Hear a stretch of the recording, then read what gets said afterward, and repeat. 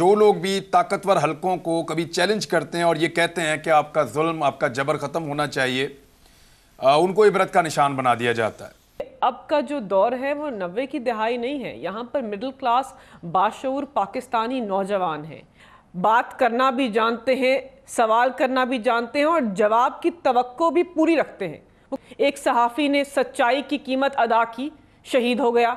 आज़म स्वाति 74 साल बुजुर्ग है, उसका क्या कसूर है? एक आदमी की चादर चार दीवारी पामाल हुई, इस्लामी और जमहूरी तकाज़ों से गिराकर एक वीडियो बनाई गई। उस आदमी ने गुस्से में अपनी आज़ादी राय का इजहार किया। मलिका बुखारी साहबा, कहाँ जाकर रुकेगा ये सिलसिला? यानी मैंने पाकिस्तान में नॉर्मली ऐसा देखा है कि जो लोग भी ताकतवर हलकों को कभी चैलेंज करते हैं और ये कहते हैं कि आपका जुल्म, आपका जबर ख़त्म होना चाहिए, उनको इबरत का निशान बना दिया जाता है। लेकिन इस मरतबा लड़ाई थोड़ी मुख्तलिफ लोगों से है। मिडिल क्लास है, वो सवाल पूछ रही है और लोगों ने इसको किसी और तरह लिया है। इस सारे मामले को अपने घर, यानी अरशद शरीफ शहीद, उनके जनाजे पे आने वाला हर आदमी, मुझे काशिफ भाई को, हम लोग को एक ही बात कहता था कि हमें लगता था हमारे अपने घर का कोई बंदा मर गया, अपने घर से ही कोई चला गया। लोगों ने इसको दिल पर लिया है इस दफ़ा।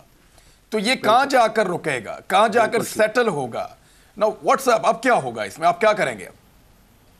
जी देखिए इमरान साहब, पहली बात तो ये है कि ये जो बहादुरी से सवाल पूछने की नज़ीर है, ये तो पाकिस्तान के दिलेर लीडर इमरान खान साहब ने सबको सिखाई है।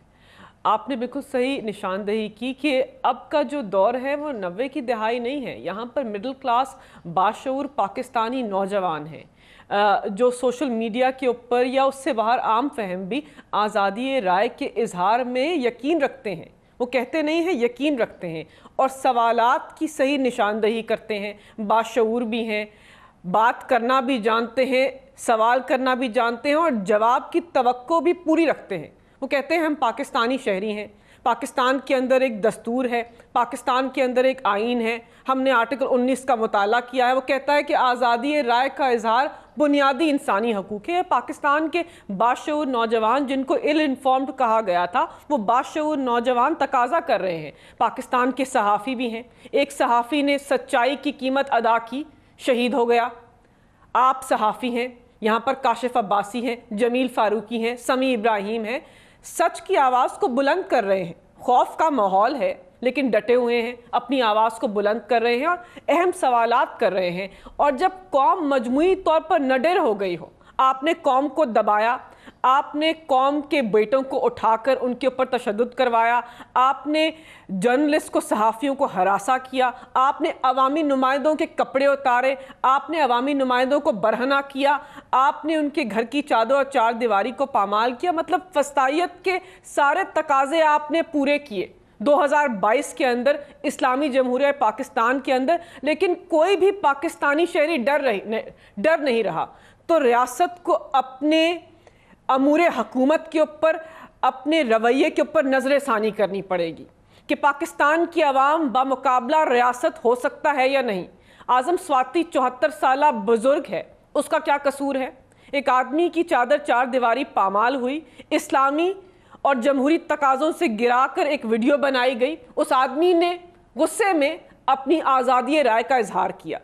आपको उसकी अल्फाज के चुनाव से इख्तलाफ हो सकता है, लेकिन उसने आज़ादी राय का इजहार किया। उसने कुछ सवाल पूछे, आपने सवाल के जवाबात नहीं दिए। आपने पाकिस्तान के सारे सूबों के अंदर 74 साल सेनेटर के ऊपर FIR दर्ज करवाना शुरू कर दी, उसको पाबंद सलासल कर लिया। भाई, पाकिस्तान की आवाम, पाकिस्तान का दिलेर लीडर इमरान खान और अवामी नुमाइंदे पाकिस्तान तहरीक इंसाफ के और सहाफ़ी डर नहीं रहे। तो आपने इस चीज़ को किस सिमत में लेके जाना है? ये इस तरह नहीं रुकेगा। इस सिलसिले के अंदर आपको रवैयों के अंदर नजरसानी करनी पड़ेगी। आप ये समझें, ये जो हक है ना, हक पे खड़े रहना और हक को बोलना, ये दूर से लगता है तन्हा हो गए लोग। आप खान साहब को देखें, तन्हा दिखाई देने, सारी जमातें मिलकर उनके खिलाफ हैं। लेकिन आज भी पाकिस्तान की आवाम उस हक की आवाज़ के पीछे जो है 80% से ज़्यादा आवाम उनके साथ है। सेम एग्जैक्टली इसी तरीके से बोल की कहानी है भाई। बिल्कुल अलग आपको तन्हा दिखाई देगा, हर जगह आपको खड़ा हुआ नजर आएगा, हटेगा नहीं किसी चीज़ से। और उसके साथ भी 80% आवाम अगर आज आप देखें तो उसे बोल दिख रही है।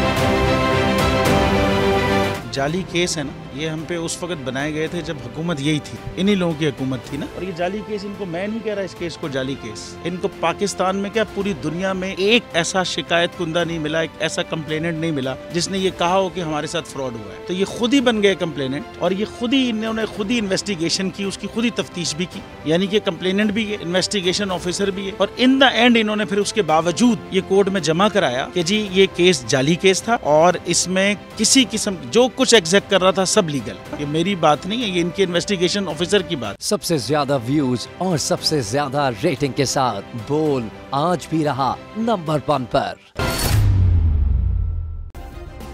सब्सक्राइब करें और बेल दबाएं ताकि कोई खबर रह न जाए।